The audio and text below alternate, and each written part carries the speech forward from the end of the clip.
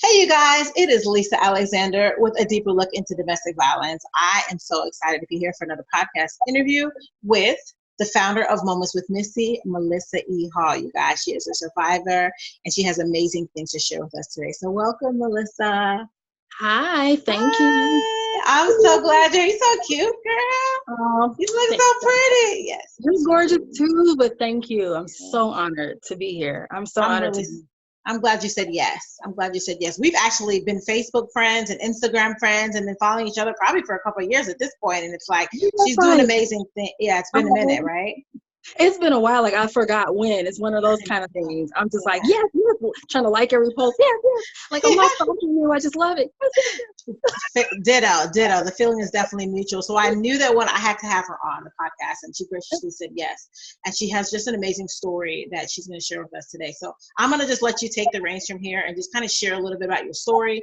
And I might piggyback and ask you some questions and interrupt. But let's get talking because I know there's some survivors listening, some people that have left their relationship listening, and we just want to give them information and help them.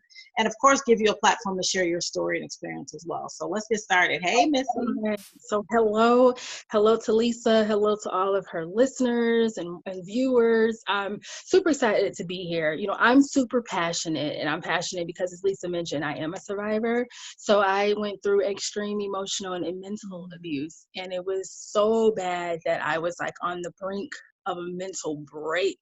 I tell people I might have had a little fracture somewhere in there. Things were so severe. So one of my biggest messages is really you're not alone.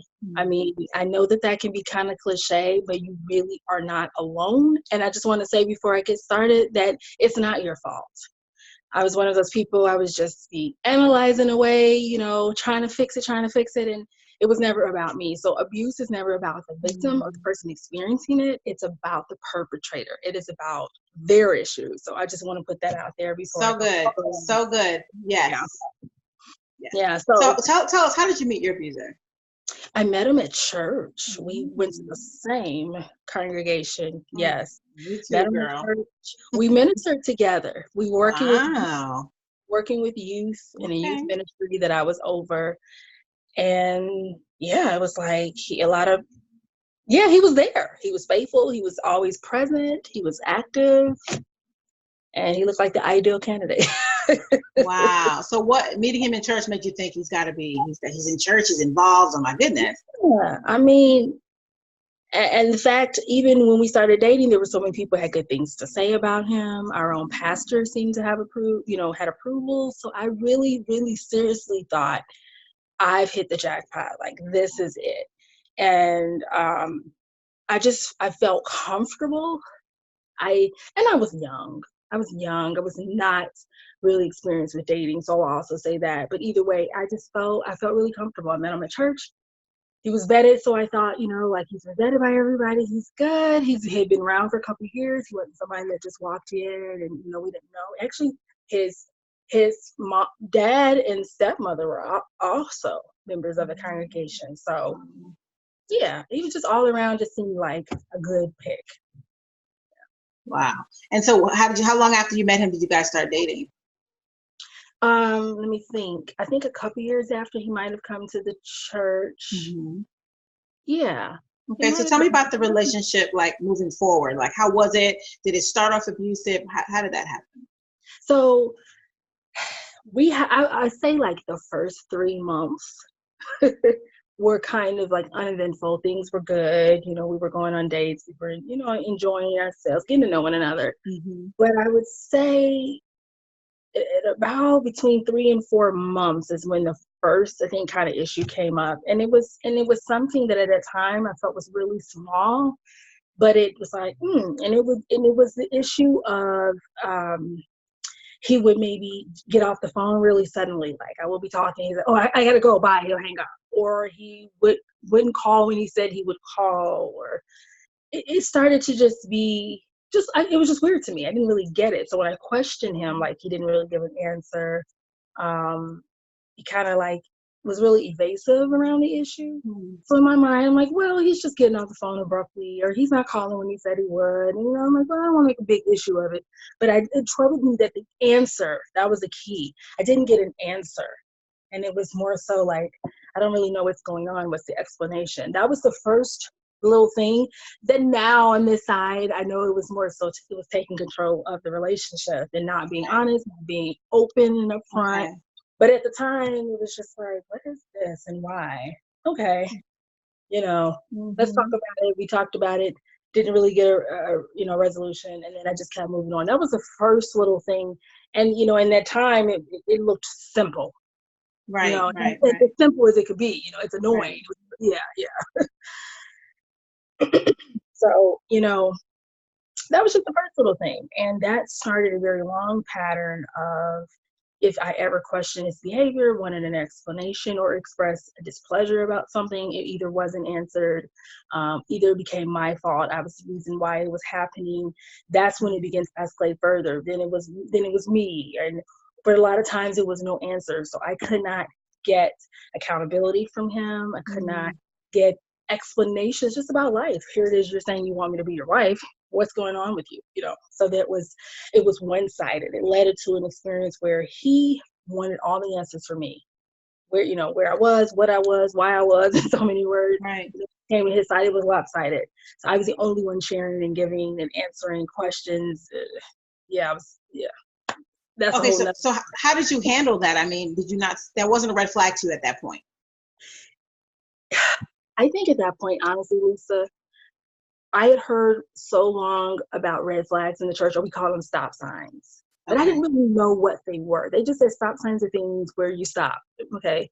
But I didn't, it was nothing where I went like, oh, I gotta walk away, I gotta leave, I gotta go get some help. It was more so something that was annoying, and then I didn't really understand why it was happening. Okay. Or, he was the kind of person, you ask a question, and then you realize later, like, I didn't really get an answer. So you try to ask it again, and so he would kind of jump around, so I couldn't really pinpoint. He wasn't, there was no sitting him down, like, give me an answer, So at that time, it was more so, why is this happening? I'm trying to figure this out. Had no understanding of what it was going to grow to, or that it was laying the foundation for an extremely lopsided experience where he was the only one controlling, and I just had to give information. And so I didn't. So when did that shift happen? When did that shift happen where after he laid the foundation, it became like verbally abusive, emotionally abusive? Very soon after. It's one of those things. It was very subtle, and I'm sure a lot of your listeners and viewers will understand that it was very subtle. It was very gradual, because sometimes, like, I know once we got engaged, I know things really got horrible, but before engagement, like between those 3 months in up to engagement, it snowballed. So I can't really pinpoint like, oh, here's one time where everything went, but it got to the point where he started to have something to say about my clothing, my friends. I couldn't tell my family about his job. It just got to be where it started off as he didn't answer questions about returning a call, so he just took control about everything. Now I'm not going to answer questions about where I work. I'm not going to answer questions about, and it just grew. And before I knew it, I was very isolated. Okay. Yeah, so it was something that was very gradual. And then because we were in the church, and all my life, I heard about being a good wife, being a submissive wife, and what long suffering with your spouse, how, being patient and letting God work with them. So this is another dynamic that's in my head. Is I need to be patient with him. I need to long suffer with him. I'm going to be his wife, so I need to be understanding and submissive. And I didn't really understand what was going on. So during this time, did you share that with anyone? Did you share these type of red flags that you were seeing? Did you ever tell them before you said yes to marrying him? I didn't. You didn't. Why do you think that you didn't? That's a really good question. I didn't. The intimidation, and I felt like I really didn't have a choice. I just felt, because it got to the point where, okay, it's like, and I'm trying to like give this to you without jumping around so much, but I also had health issues back then. I was going through some things in my body. So it started to be every area of my life, he had a say-so in it. So when it came to my health conditions, he wanted to know, well, who did you tell that you're sick? Who did you tell? What did you tell? So these were things that weren't even about him. So it got to be the point that no matter what, I knew in my mind that he was going to ask me what I said, how I said it, who I said it to. So my life became more so about protecting him and his interests and not saying too much. So I got pretty shut away very slowly. Like I almost can't even tell you like how it happened. Like I know it now, but like it was such a slow process. I don't want to upset him. I don't want to talk too much. He was very private. I don't want people in our business. But a lot of the business was my own business. Like, Right, it right, right, wasn't, right. but my mind. And another thing that to explain to listeners, when you're talking about me wanting to be the certain kind of wife, I guess and by him hearing the same teaching. So there would be days he would say, are you going to, respect your husband? Are you going to even obey your husband? Are you going to be a good wife? And I'll go, yes, yes. What makes you say that? And he wouldn't answer. See, it goes back to that. He would not answer. And then I promise you, the next day, he'd say, you know what? You're going to be a good wife. And I'd be like, oh, I must have fixed whatever the problem is. Okay, Wow. he sees now my heart and that I have good intentions and this is going to be great. So this was the up and down, the kind of experience that was going to happen was I very clearly made it about me. Okay, I got to fix me. There's something about me. And so I wasn't able to really focus on the fact that he was the one that was setting up the isolation, setting up the narrative. I got lost in, am I doing it right? Am I okay? Am I being a good wife? Oh, he says I am. Oh, he says I'm not. I got to fix it. And that very thing in the first few months of not answering questions. Right. Came later. Wow. He will never tell me what I'm doing wrong. Wow. I just got to tell you, it's so interesting listening to you because it's just such a mind thing. Mm-hmm. It's like the ability to first slowly creep and then totally get in there and just really mess with your mind. Totally. I mean, I'm listening to it. I'm like, what? And you think, well, what do you mean? He didn't answer you. He didn't. But he knew exactly, he was baiting you like the whole time, just pulling you in, and you're waiting for this response. Like, please tell me I'm right. Please tell me I'm doing okay. It's just, it really, really messes with your mind. I think people who haven't experienced this type of abuse wouldn't understand it because you're like, oh, well, he never punched you. He never hit you. Let me tell you something. The mind is powerful. Words are powerful. And I'm sitting here, he has me all turned around as I'm listening to your story. Like, I want to know too, but it's and it's like a narcissistic tool that they use. It's just very strong without putting a finger on you. Without a finger. And he had this thing where he would clench his fist, but he would keep it in, or he would raise his hand at me, different things. So there was always this element of intimidation, not always, but it got to a point of this level of intimidation. So it was just, I was always, it's like on eggshells and on the edge of my seat and getting caught up in trying to meet his approval. And then it shifted over to spiritually. So where he even told me, naturally, you're good with stuff. He said, spiritually, I'm stronger. I'm like, I'm wiser than you. And so if I ever had any problem, like he was really good, here's the scripture. So he had like the answers. And there were times that the scriptures really fit my solution. I'm like, wow, that is an excellent scripture. So it started to also become, not only do I have the answers to your life, to our relationship, to everything that you need to know, but now also spiritually, I'm stronger than you, I'm better than you, and now let me lead the way, So I had a lot of moments where I was uncomfortable, but there were a lot of things that, and here's the thing, a lot of people get caught up because these isolated incidents, some of them by themselves, they feel really petty. If you try to go and make a big blow up, you didn't call me when you said you would, which is something to deal with. But, sometimes it happens. If it's an isolated event, you don't want to make a big issue about, okay, he didn't call you and he said he would. But then when it starts to be more and more frequent, then it starts to spread. So some things by themselves, they felt petty, they felt small. It was kind of like, and I would just make excuses. Well, maybe it was this. Well, he probably didn't really mean that.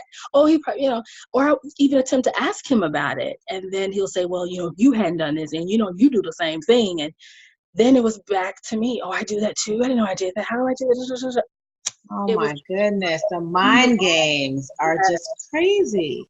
It was insane. So how did you get to the point of like almost a mental breakdown, to this fracture in the mind? I think at that point, it was a point because I didn't have release. So just thinking back, the walls were closing in. I wasn't telling my friends or family. In fact, he didn't really care for my friends. He criticized them. Um, once again, their walk with God, like they weren't enough. So didn't like my friends. He had an issue with me being with other people. He wanted me all to himself. So it was that possessiveness was there. So the walls closed in. And then I couldn't really tell he didn't want me to tell my family the kind of job he was working. And so in every area of my life, he was critiquing it. He had something to say about it. So it became about, I got to fix it. I got to make it right. Did I do it better? And it's like I got lost in my own head and my world got smaller and smaller and smaller. And it became about trying to be this perfect wife to be. And I think that was the breaking point of just isolation. There was no one. I tried talking to one of the ladies at the church, but I couldn't even really tell her the issue. I was so afraid that he would find out about it. Wow. So I'm trying to get guidance, but I'm not even telling her the problem. So she couldn't even help me. So you're talking to someone, and then I would hang up and walk away and just feel so empty and almost feel worse. But it was because I didn't even give them the real issue. So that was a huge thing. I just felt like I had no outlets, no way out. I loved him. Yeah. Now there's another aspect I want to get to as well that I think your listeners and different ones, whoever may watch this, may understand. If I could back up a bit, before I got involved with my ex, I was looking for an escape from the life that I was living. I was living at home. I didn't want to live at home. I wanted a way out. Okay. So when he came, my mindset was already looking at marriage as a form of escape. Okay. I had good intentions, but I saw marriage as a way out. That's good. And because of that helped kind of blind me to some things, because it's like, well, I'm getting married, I'm going to fly off into the sunset, and my life is going to be great. So it became about whatever I could do to get this relationship to work and to be good, because we're in this thing. I'm leaving. So part of that, I did have in mind that this would be an escape. So let me just tell you how I'm so glad that you touched on that, because I think that people just look at, I shared something the other day and it was like, they're attacking survivors. It's like, the post not attacking survivors, but it's talking about things like, how come we were able to allow this door to be opened, or what were we trying to escape or run from, or what, it's not just one day, oh my goodness, somebody punches us, we're in an abusive relationship, because if you were happier at home, or you weren't looking to escape, or you were living your best life, you were going to critique him a little bit different, and they have been able to recognize some of these red flags. Right. I think oftentimes we don't want to talk about some of those things because it's like, well, I'm the victim. Yeah, absolutely. We did experience it. Absolutely. But it's so important. Everybody can't do it, and some people never get there, and some people do later on. Hindsight. Look back and say to yourself, well, and I love that you just did that just now. And I really hope that our listeners hear that, because you get to the point, you heal, you process, you move on. And it's like, okay, how do I not repeat this cycle again? Yes. You know what I mean? Yes. So now you know what kind of caused you to kind of overlook some of the red flags and look at it as a way, I have to make this work. Now moving forward, it's different. So I mean to digress, but I think that's really important to touch on, because people, definitely. So, go ahead, sorry. No, I was gonna say definitely. That's a part of some of, where I got some healing, is I did take some time and really look into myself, kind of go, what was that about? Why, like you said, why did that happen? And I want to be very clear, because I think it can be kind of on the line where you start to do self-blaming and all that stuff, but it's not about that. It's more so, like you said, what was it that drew me to him? Why did I stay so long? Because I didn't want to repeat it. And I also want to make it clear, you can do a lot of work, you can do a lot of self-introspection. I mean, it's not going to totally stop an abuser from approaching, or trying to work their way into your life. I have to be very clear about that, because once again, this dynamic of domestic violence, it's not about us, whether the victims or those who experienced it. As you know, there are people who, it's almost like they're skilled with being abusive. They will find ways, but when you come to understand yourself and take some time to get with self, it just makes you a little less likely, or it's almost like an armor, whereas you're kind of understanding your headspace. And so now I'm not so focused on the person outside of me as I was so much before. It's more so about how can you, get with this. Right, exactly. You see how that switched up. Right. Yeah. So I think I'm going to touch on two things you just said. The healing process. The healing process is huge, and I really like what you said. And I think that people really get twisted on the self-blame versus the self revelation of the self. It's the healing process will cause you to do some deep work. Oh yeah. It hurts and it's not comfortable, but you'll be able to be honest with yourself, and I thought that was just beautiful. And also when you talked about, it doesn't stop an abuser for coming to you or looking for you or approaching you or trying to date you. But what it does do is say, I've seen this before. Right. Like you said, that shield or that red flag, radar pops up. Yes. That allows you to know, okay, wait a minute, I've seen this before. I'm not going to enter this type of thing again. So, yeah, I love that. So what are your thoughts when it comes to domestic violence? And I know this is broad, so you can kind of narrow it down to you specific, but in the church, and because you said that they co-signed this man. Yeah. And so you were like, oh yeah, they love him. I definitely can too. So what are your thoughts on that, with the domestic violence in the church and things like that? I love this question. So I think first of all, for a lot of churches, at least the congregation I was in, domestic violence is not an open conversation. So we definitely were taught, about, husbands should love their wives, and, how to love, you should love and protect and honor, which is true. And then there's not a lot of education or a lot of, even like I said, an open conversation about what domestic violence is and what it looks like. And I think there's a big part of it. It's almost as if in some or a lot of church culture, it's almost like it doesn't happen here. Of course, yes. Yeah, it doesn't happen here. Because who wants to really say, oh yes, we have abusers. Oh, he's right over there, on that pew. He's in the pool. Oh, sure. Exactly. It's a very taboo topic. The other thing with domestic violence in the church, I think it's so easy for it to happen because church is a culture, and in the culture, just like any culture, you kind of learn how to talk, you learn how to present yourself. I mean, even with women, I gotta say, men are not the only abusers. There's women so you have a culture, and if you can fit the culture and the mold of the culture, and if you can look just right, then you're considered fine and not a threat. And then you have the biblical approach, right? When it comes to God and Christ and whatever your teaching is, you learn about loving people. So a lot of believers typically, we don't like to, someone's coming in, let's hold the gun. Are you safe? Hands up, I'm safe, prove it, and then they have to jump in the boots. That's not part of the culture. Yeah. You just love and accept them because why? They're coming to God.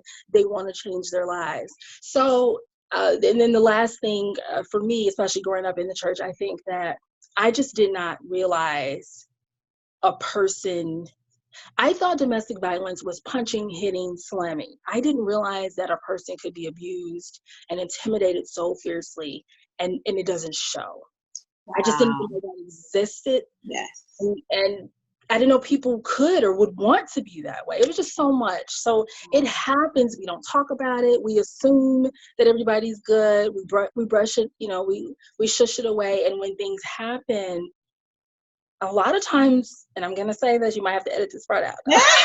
Come on, give it to me. Come on. A lot of times it is male perpetrators. A lot of times they're hid by the other males in the congregation. Oh my goodness. We're praying for them. We're going to work with them, I will not edit that because those are facts. Okay. Can I just tell you how, when you were saying that earlier, so I'm doing my dissertation on domestic violence in the church. And let me just tell you how one of the statistics talks about how a lot of leaders in the church do not talk about domestic violence because that means that they therefore would have to confront this man about his own faults or, shortcomings. And then also, but that would have then forced them to face their own. And so it kind of puts them in a catch-22, like, man, if I acknowledge this abuse, and I got to acknowledge this problem that I have. And so it's Yeah. like, oh, so what you said, listen, hit the nail on the head. Let me just tell you, because it's true. Yeah, It is. it's true. And it's really true. It's like, oh, well, just pray about it or go home and submit. It's like, wait a minute. And also, I'm going to say this and not edit it, is that it can come from the pulpit all the way down. There's Yes. preachers that are abusing, or, Yes. not just preachers, but religious faith leaders that Yes. are abusing their own spouse. And so you have the first lady or the wife or whoever who can't even speak up about her own abuse. Yes. And much, much less so if it's not physical and you're not covering up bruises. You're just completely terrified, not because of the fist is coming, yes, but because the words or the verbal abuse or the questioning is coming, the mind Mhm. messing is coming. So, Mhm. well, no, I'm not editing you, girl. Okay, I was like, you might want to edit this, but No, because it's the truth, and that's why I created this platform too, because we're not talking about the truth, Right. and even what you said earlier about and not being an open topic, it's not. They're not talking about that. And I think, I don't even remember the percentage off the top of my head, but it's like 30%, don't quote me, but pastors have actually spoke about it from the pulpit. Wow. It's extremely small. Yeah. And then you said, I'm always taking notes, a lack of education. Listen, the Bible says that people die for a lack of knowledge. Yes. That's So right. because of the fact that we're not talking about it, it's killing people every day. Every day. But let me just ask you a question, Missy, since we're just talking like girlfriends here. Who are we actually protecting by not talking about it? Right. Because we're hurting someone by not talking about it, but who are we protecting? You see what I'm saying? Mm-hmm. It should be like, oh my goodness, let's expose it, because we can save Missy, we can save Lisa, we can save these children. Yes. You see what I'm saying? I'm rambling, but you get my point. I get you all the way. And that's why I used to keep using the word culture. I've been talking about a lot about like this concept of breaking up with fairy tales is what I've been doing. And I know I like it. Fairy tales I like it. But some things are fairy tales. And one of the fairy tales we have adopted is if you love God and you give him your heart and you get married in the church, you're going to have this wonderful relationship because God is in the center. Well, yes, if God is in the center of a relationship, you're going to have a wonderful relationship. Mm-hmm. But it's the fairy tale of just because it happened in the church that you're going to have, everything's going to be good. So when things aren't good, it's almost like, well, what's wrong with you? And no, this doesn't happen. And this is just the exception. So don't worry about it. Don't worry about it. And then we get the fairy tale of, God loves you. We're beautiful families. We got a sister this, brother so-and-so. Your children are here in school. This is wonderful. And it's really a fairy tale to just assume or adopt the belief that just because we come and sit in a pew, God is bigger than a pew. Just because you sit in a pew means nothing. Mm-hmm. So we have adopted this fairy tale and embraced it. That because if he comes in that pew and if he knows the word just enough, and if she is just submissive, and if she's quiet enough, and it's killing people literally, and it's killing people. It's killing people. Yeah, I think you hit the nose on the head with that one. I really do. And the thing about it too is like you can both be saved or Christians or whatever your faith is, but you can't change that other person. We're still people and individuals with histories and pasts and trauma and things that we struggle with, and I tell people this all the time. And you know how many people who are in the church like, oh, I couldn't divorce, I can't divorce, I can't. Listen, let me tell you something. Like this, when I was going through this, like I had the revelation that God loves me more than he hates divorce. And every time I share that, people are like, oh my goodness, it's true. Because if the church will teach you God hates divorce. But God loves me more than getting my behind beat every day. Exactly. He create me for that. So I think that it's really important to realize you can't change the other person. Yes. You will kill yourself, die trying. Yeah. In the process. And your children are suffering along with you. Oh, yes. So regardless of it, and we have this thing too, Missy, is oh my goodness, look at that family. They're the cutest, aren't they? They just have the perfect, the perfect relationship. They're just a perfect looking family. What does that even look like? Because we have no idea about what goes on behind closed doors. And the person being abused doesn't want to break that up. I remember the day that my ex-fiance and I were preparing to talk with the pastor and let them know that we were, taking a break. Because I'm like, I gotta take a break. That's how it started. There was an individual that saw us sitting, waiting to meet with him. And he was like, you guys are just like what I forget the exact word, but like the ideal couple, and I'm sitting there like we're about to Oh end my this. goodness. I'm about to end this. And we were Wow. still up to the very end, being told how ideal we were. In fact, I forgot about this till just now. It comes to my mind. I totally forgot. At one point, there was a special event that we had at church where my fiance and I were put up before a lot of the young people. And they asked us questions about dating. We were like an example, like this is who you want to be. And they had this special event where they could ask us questions, and I totally forgot about that. Yeah, we Wow. were asked to speak at an event for the youth because we were just looked at as being just the ideal couple. We both fit the culture. We both And looked little did they know. that it was a match. Wow. I was So tell me, so messed up. how did you find the strength to actually break off the engagement? Because you were engaged at this point. Yeah, I was engaged. You know what? I'm not gonna we're not gonna front, okay? I know it was God. I'm not gonna act like, Mm. oh, I just I did this. I know it was God. But on the natural level, God actually used close family and friends. He used a couple people. I'm gonna leave some people out because I'm sure they don't want to be in this interview. Gotta do But that sometimes, trust me. my mom, in particular, she came to my door one day and she said, because she would catch me crying all the time and I would try to cover it up. And she said, Melissa, she said, you're supposed to be way up here. You're dating. She said, marriage gonna bring you down anyway. She said, but the way you're Child. going, she said, you're gonna be under the floor, under the building. Wow. And those words hit me. I think one, that she noticed something was wrong with me because I didn't even know what was wrong with me. I remember asking my ex, do I seem different to you? Like I felt so gone. And he's like, you seem the same to me. I didn't realize he was sucking all the life from me. But that was something my mom said that kind of, I had to face what I was feeling and hear. It was confusion, and I had to know that somebody is seeing it. It's showing. Mm. Dad, who is he's the kind of guy, he's funny because he's not quick to speak on people's lives and tell you what to do.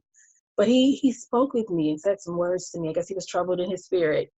And I don't even remember all what he said, but it was those two.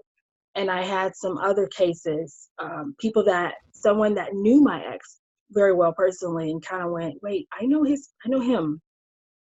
I know you. How y'all personnel? How y'all doing this? Because they saw me as somebody who's a pushover, which I've never been. Called Wow. them, Melissa. And they just asked me that simple question. And I told them, I said, you know what? I said, I kind of been thinking the same thing lately. I started to just be like, we're not mesh. It's constantly. So it was little questions. That little question had so much weight. Wow. They didn't tell me you should break up. They just said, how are you guys working out? Because I know you and I know him, and oh my God. So those things together. And then what did it? I have to share this part because it gives you insight into our relationship, into who my ex was. So I talked to him one night and I said, you know what? I'm really confused and I don't know if I'm meant to be your wife. I'm just so confused. I said, I just need, what did I say? I was like, I just need to step back. I'm confused. And he said to me, he said, see, we got to think about how we going to look. Wow. His response seals the deal. Oh, yes. And so, but here it is. He still was trying to work his wild. So it was late. He said, you know what? It's late. He said, let's talk about this tomorrow. It's kind of late.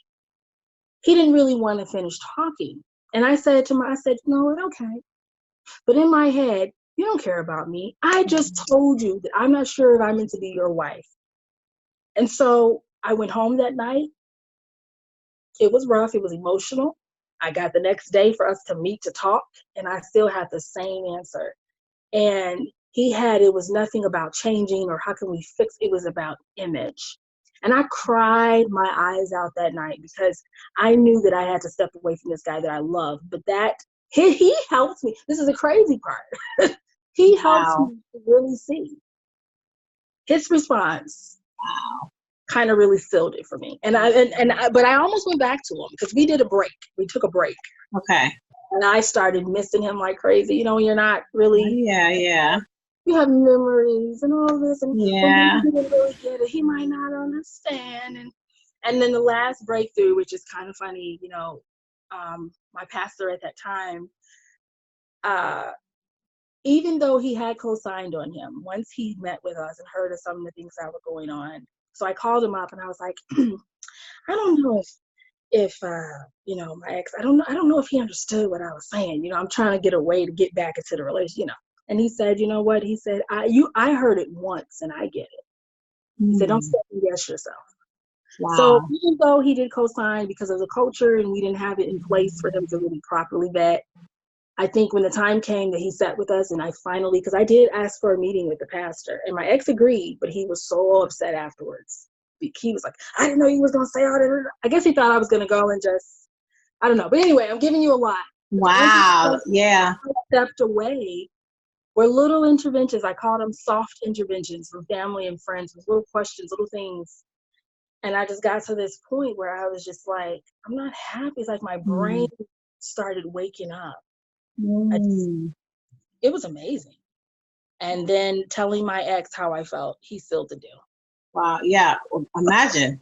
He Right. was worried about the outward appearance. Right. I was Not, oh like, my God, I love you so much. You know, I want you to be my wife. I know you're my right. soulmate. Nothing. Nothing. Oh my gosh. I mean, Nothing. first of all, I'm over here listening to your story. Like, I'm like, ooh, this is good. Like, even when you Oh, pastor, but yeah, wow. But you know what? I really like that you said that you're really about the introspection, the self-discovery, yeah. and a light bulb like started to come off in your head. And I know that you have an organization, or I say, or a platform, I should say, Yeah. Moments with Missy. And I know that I watch you too, and I see the stuff that you post and share in your videos. And you really are about helping people turn that light bulb on, self-reflect, Yeah. introspection, self-discovery, and stuff like that. So can you tell us a little bit about what you do with Moments with Missy, where they can find you? Oh, definitely. So what I do with Moments with Missy is, it was initially a part of my healing. It still is a part of my healing journey. So what I do is I share a lot of my story, just not because I'm, you know, the standard, but I give examples from my own life just to help people think, and like you said, for the light bulbs to come on. So number one with Moments with Missy, I do awareness. So I talk about domestic Mhm. violence. I also all about overcoming odds and obstacles or going beyond the pain. So I talk about domestic violence. I talk about my own issues with depression and in the past, suicide. And I deal with the fact that I currently am physically disabled. One of those disabilities, you can't necessarily see it in my face, but if I get up and start walking, you'd be like, oh. But so I talk about overcoming struggle and sitting with self, sitting with pain, um, uh, acknowledging it. I call embracing it. I call it embracing it. Not that you just love it and you want to ride off in the sunset with pain, like, oh, I love this life, but saying this is my reality. Because a lot of things that I went through, even setting me up for domestic violence, as well as when I became physically disabled, a lot of things with me, I was not accepting reality. So I'm really big on accepting, embracing what is in front of you, and then saying, you know, how am I going to get through this? Why do I want to get through this? You know, I love the question why. That's one of my favorites. Why? Why get through this? Why do I want to live? Why? So yes, with Moments with Missy, I'm all about awareness and awareness of domestic violence, but awareness of self. Because no matter what we go through, if we could connect with self, and self, we change, we evolve. So this is a continual journey. Like I'm still right now going through another time of, okay, realizing I'm changing, I'm evolving. Let me sit down with self and let me connect. Where am I at? What do I want? Why do I want it? You know, this concept of being in tune. So with that being said, I do workshops, I teach classes. I sometimes offer one-on-one coaching sessions, and I say sometimes because sometimes I don't accept clients, and other times I'm open for new clients. So it Okay. depends on if I'm open enough. So that's what I do. A lot of awareness, a lot of teaching, a lot of sharing. I'm very open about what I go through because I want people to know survivors are not somebody that's like sitting way up on some mountaintop and like they're just so special and I've got pixie dust. It's a choice. Yeah. Yeah. It's a choice. Yeah. So yeah, I guest speaking. I'm also open for doing that. I love Okay. going workshops. I love going and talking with people and just sharing, just being in an environment. So I also do guest speaking. So it's Yay, I'm so Missy, proud I of you. love it. I love it. You're so Oh, fun. Thank you so much for coming on. You guys, momentswithmissy.com. She talks yes. about moving beyond the pain. And I really like how you touched on self-discovery, like as a continuous journey, because I think sometimes we're so busy going, we're missing that we're growing and changing and evolving, you know? And Yeah. if we don't keep up with that, okay, hold on, I ramble, but let me go back. Something else she said. They think that survivors just kind of sit on this pedestal. Oh, you have a platform, so you've made it. No, I'm a survivor. You know, it's a journey and it's a Yeah. process. And some of Yeah. those things don't leave your head or your physical Okay. body if you've had a physical ailment or whatever. So it's a journey, you know, and we just choose to share our journey, and we just choose to journey other people through it because we were able to get to the other side of it. Yes, perfectly said. So, Exactly. thank Because I you, won't, Missy. I'm definitely not haven't arrived. You know, I still have nightmares and dreams, and I wake up and stuff is going on with him. So it happens. It's a scarring in the memory. Right, But right, right. in the conscious world, when I'm woke, I'm like, Mm-hmm. I'm Mm-hmm. doing this. And it's Yes. not always easy. But yeah, I agree And I with you. think that's built on the strengths of what you've gone through. That you Yes. can say, yeah, that might have been a nightmare while I was sleeping, but when I can control it and I'm awake, I'm all right and I'm happy. There we go. Fighting. Yes. Thank you, Missy. I Thank really enjoyed you. this. I really Thank enjoyed this. I feel you. like we should do this again Yes. and like pick another topic because I feel, you know what I think we should do? Like, I think we should do like a podcast about the self-discovery, the self-introspection, because I was like, I'm sitting there listening to you like that's so good. You know, Mm-hmm. because I think we miss it as women. We're so busy and consumed with Yes. so much that if we Yeah. don't take the time to rediscover who we are, you know, year after year and check with us, Yes. we might be missing some really wonderful parts of ourselves. Yeah. So Yeah. Yeah. I would love to have you back on. So I'm going to email you and Okay. maybe we can come up with like a topic and kind of go through that because I really like it. And I think if we, as women, especially as survivors, Yes. because we're one way and then trauma layers something else on top of it. And then we have to climb out of that and then, you know, move on into something else. And so we don't want to just put the pain in a pocket somewhere and leave it. We got to go Yeah. through that, Yes. you know, and Exactly. process it. Anyway, I ramble. Anyway, thank I you, love Missy. it. You're You're so welcome. amazing. Thanks for having me. Moments with Missy, Melissa E. Hall. Find her on Facebook, social media. Her website is Moments with Missy. And we'll see you next time. Thank you guys for hanging with us. Bye, Missy. All righty. Bye.